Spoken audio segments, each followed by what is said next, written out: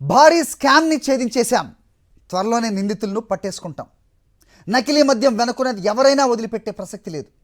ఇవి నకిలీ మద్యం తయారీ కుటీర పరిశ్రమ బయటపడ్డప్పుడు కోనసీమ జిల్లా ఎక్సైజ్ పోలీసులు చెప్పిన మాటలు. కానీ నెలలు గిర్రని తిరిగేశాయి. ఇప్పటికీ ఈ స్కామ్ వెనుకున్నది ఎవరో తేల్చలేకపోతున్నారు. అసలు ఎక్సైజ్ అధికారులు ఏం చేస్తున్నారు? ప్రధాన నిందితులను పట్టుకోవడంలో అలసత్వం దేనికి? What's the story? ఇదిగో ఇక్కడ కనిపిస్తున్న ఎక్సైజ్ పోలీసుల హడావుడి సరిగ్గా 3 నెలల క్రితంది. కోనసీమ జిల్లాలో తీర ప్రాంతమైన అల్లవరం మండలం కొమరగిరి పట్టణంలో ఒక ఇంట్లో ఏకంగా చిన్న సైజ్ కుటీర పరిశ్రమల నకిలీ మద్యం తయారీ కేంద్రం బయటపడింది. నెలల తరబడి ఈ నకిలీ మద్యం దందా నడుస్తున్నా ఎక్సైజ్ అధికారులకు మాత్రం తెలియలేదు. మామూళ్ల మత్తులో నామమాత్రపు తనిఖీలతో మమా అనిపించేస్తున్న ఎక్సైజ్ అధికారుల తీరుపై విమర్శలు రావడంతో అలర్ట్ అయ్యారు. అప్పుడే గుట్టుగా జరుగుతున్న నకిలీ మద్యం తయారీ వ్యవహారం వెలుగులోకి వచ్చింది. నకిలీ మద్యం తయారీ చేస్తున్న ఇంటిపై ఎక్సైజ్ అధికారులు దాడులు చేసే టైంకి ప్రధాన నిర్వాహకుడు అప్పటికే అక్కడ తయారు చేసిన నకిలీ మద్యాన్ని 2 ఆటోల్లో ఎగుమతి చేసే పనిలో ఉన్నాడు. ఎక్సైజ్ అధికారుల దాడులతో వెంటనే తేరుకుని అక్కడి నుంచి పరారయ్యాడు. దీంతో దొరికిన సరుకు అక్కడున్న వారిని అదుపులోకి తీసుకుని సరిపెట్టుకోవాల్సి వచ్చింది. లోపల దొరికిన సామాగ్రి, ముడి సరుకులు చూస్తే భారీ స్థాయిలోనే దందా జరిగినట్లుగా అధికారులు గుర్తించారు. నకిలీ మద్యం తయారు చేస్తున్న యంత్రం ఖరీదే 15 లక్షలు ఉంటుందని అంచనా వేశారు. 130 లీటర్ల స్పిరిట్తో పాటు మద్యం తయారు చేసే యంత్రం, 1065 మద్యం సీసాలు, 6000 ఖాళీ సీసాలు, క్యారమిల్ లిక్విడ్ డబ్బాలు, ఏసీ బ్లాక్ బ్రాండ్తో ఉన్న లేబుళ్లను స్వాధీనం చేసుకున్నారు.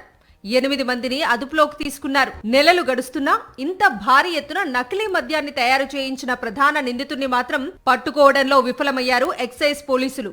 కూటమి నేతల అండదండలతో ఈ నకిలీ మద్యం దందా నడుస్తోందని, అందుకే ఎక్సైజ్ పోలీసులు వెనకడుగు వేస్తున్నారని ప్రజలు తీవ్ర ఆగ్రహం వ్యక్తం చేస్తున్నారు.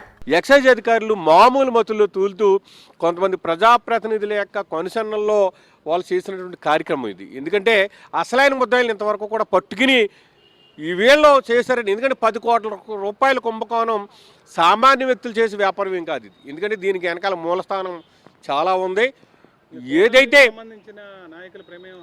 ఖచ్చితంగా మరి అలా ఈ ప్రభుత్వమే వాళ్ళది కాబట్టి, ప్రభుత్వం వాళ్ళ కన్సర్న్లో నడుస్తుంది కాబట్టి వాళ్ళ ప్రమేయం లేకుండా ఈ కార్యక్రమం జరగదు.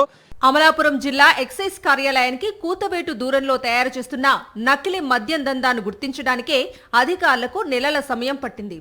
ఓ భారీ స్కామ్ ను ఛేదించామని గొప్పలకు పోయిన ఎక్సైజ్ అధికారులు తమ కళ్ల ముందే నకిలీ మద్యాన్ని అధిక ధరలకు అమ్ముతున్నా పట్టించుకునే పరిస్థితి లేదు. గ్రామాల్లో విచ్చలవిడిగా బెల్ట్ షాపులు ఏర్పాటు చేస్తున్నా అదుపు చేసే ప్రయత్నం కూడా చేయటం లేదు సరికదా. మద్యం దుకాణాల్లో అనధికార పర్మిట్ రూములు ఏర్పాటు చేసి మద్యం అమ్ముతున్నా ఎక్సైజ్ అధికారులు చర్యలు తీసుకునే పరిస్థితి కనిపించడం లేదు. డాక్టర్ బిఆర్ అంబేద్కర్ కోనసీమ జిల్లాలో మద్యం దుకాణాలు అయితే 132 మద్యం దుకాణాలు ఉంటాయి. దీనికి అనుబంధంగా కొన్ని వేల బెల్ట్ షాపులు తయారయ్యాయి. ఇవన్నీ కూడా రెగ్యులరైజ్ చేసేసారు. ఎక్కడికక్కడ బెల్ట్ షాపులు, వాటికి అనుబంధంగా పర్మిట్ రూమ్లు ఉన్నా సరే అధికారులు పట్టించుకునే పరిస్థితి లేదు.